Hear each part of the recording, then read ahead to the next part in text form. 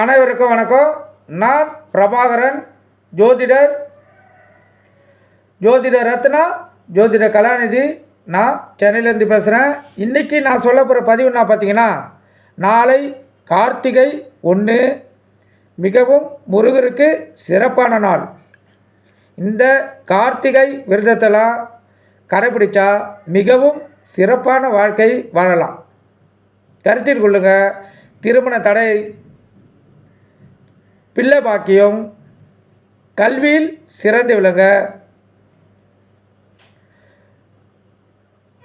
ஒரு வேலை கிடைக்க, தேர்வில் வெற்றி பெற, இதுக்கெல்லாம் இந்த கார்த்திகை மாதம் மிகவும் துணை புரியும். நம்ம வாழ்க்கையில் கடனாக இருக்கிறாங்க வச்சுங்க ஒருத்தவங்க. இந்த கார்த்திகை மாதத்தை பயன்படுத்தினாங்கன்னா அவங்க இந்த கடனிலிருந்து 100% விடுபடலாம். இது காலங்காலமாக முன்னோர்களால் சொல்லப்படும் மறுக்கப்படாத உண்மை. அதை கருத்தில் கொள்ளுங்க. இப்போ கார்த்திகை மாதம்னா அது வழிபாடுன்னு இருக்கும். கார்த்திகை விரதம் இருக்கலாம். அது உங்களுக்கு எப்படி எந்த விருப்பத்திலும் ஒரு பகுதி விரதம் இருக்கலாம்.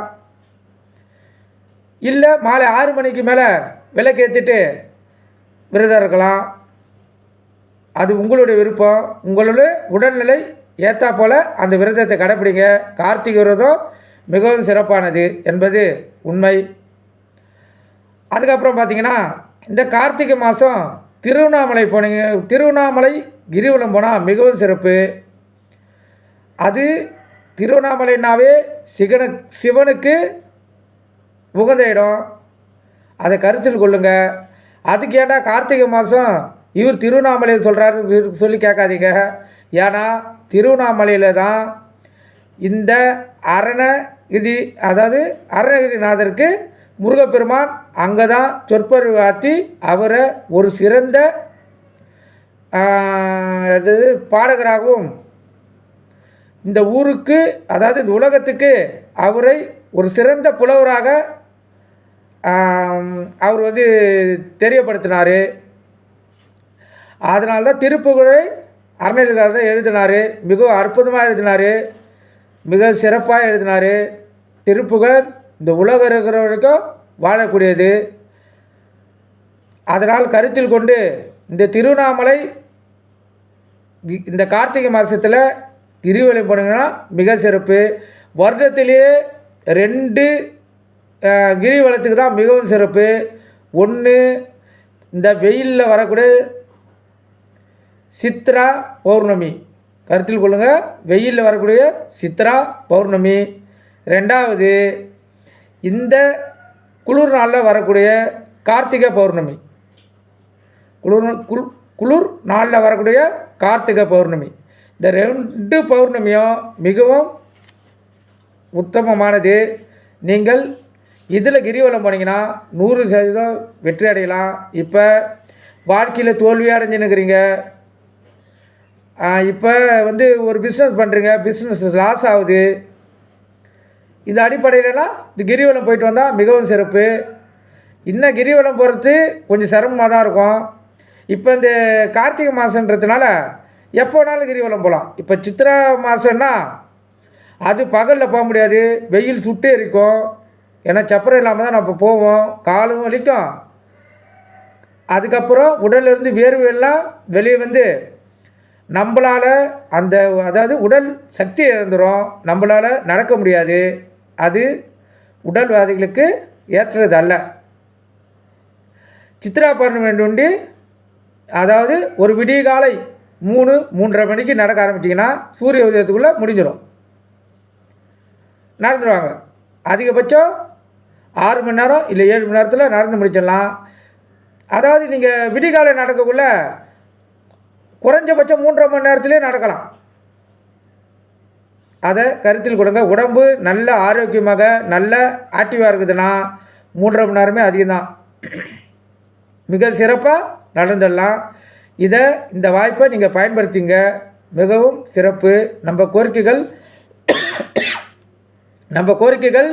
100% வெற்றி பெறும். அது எதுவாக இருந்தாலும் சரி. இப்போ குழந்தை பாக்கியம், திருமணம், வேலையில் வளர்ச்சி, பிஸ்னஸில் உயர்ந்த நிலை, மதிப்பு மரியாதை, எல்லாமே 100% நடக்கும். இதை கருத்தில் கொள்ளுங்கள். இது நம்ம செய்ய வேண்டியது இந்த கிரிவலம் மட்டும் போயிட்டு வரலாம். இது மிகவும் சிறப்பு.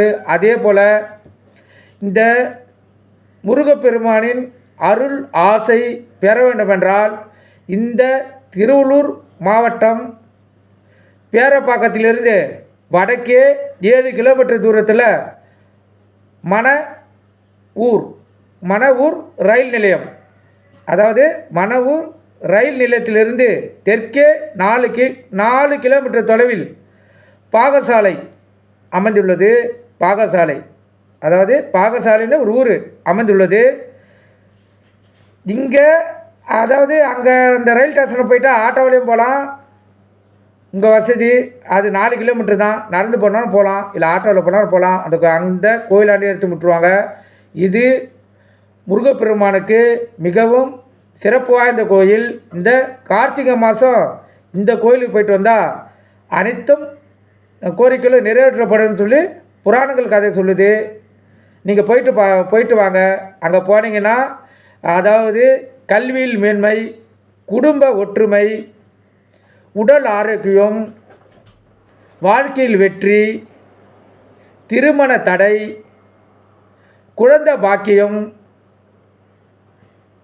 கருத்தில் கொள்ளுங்கள், குழந்தை பாக்கியம், தீராத நோய், அனைத்து நோய்களும் தீர்க்கப்படும் என்று தான் சொல்கிறாங்க.